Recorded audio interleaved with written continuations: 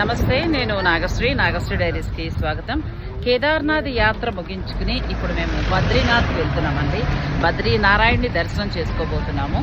అందరం కూడా, మా గ్రూప్ అందరూ కూడా చూడండి. హాయ్ చెప్పండి అందరూ. చాలా చక్కటి యాత్ర జరుగుతోందండి.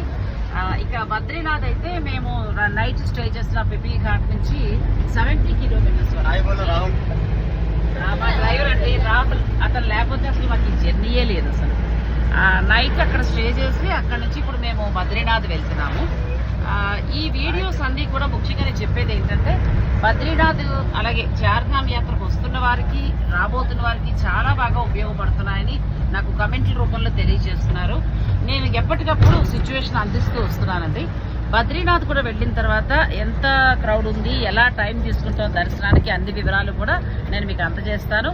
నాగశ్రీ డైరీస్ని ఫాలో అవుతూ ఉండండి. జై నమ శివ.